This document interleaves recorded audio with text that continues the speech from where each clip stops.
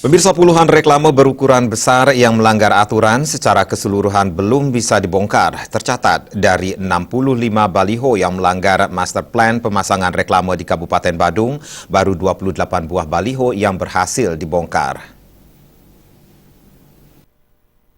Kasatpol PP Kabupaten Badung Ketut Marta mengungkapkan, dari hasil pendataan di lapangan, tercatat sebanyak 65 reklame berukuran raksasa atau baliho melanggar master plan pemasangan reklame yang tertuang dalam Peraturan Bupati Nomor 80 Tahun 2014. Dari jumlah tersebut, sebanyak 28 buah telah dibongkar, baik oleh petugas Satpol PP maupun atas kesadaran pemilik baliho. Marta mengakui menemui kesulitan teknis dalam pembongkaran baliho karena ukurannya besar dan letak berdekatan dengan bangunan lainnya. Untuk membongkar baliho dibutuhkan tenaga yang profesional.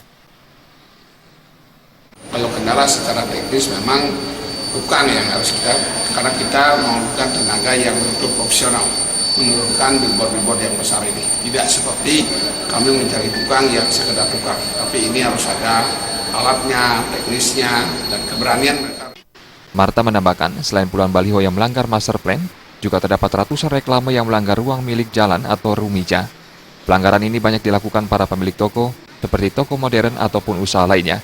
Sampai saat ini pihaknya telah membongkar lebih dari 250 berbagai jenis dan ukuran reklame yang melanggar ruang milik jalan.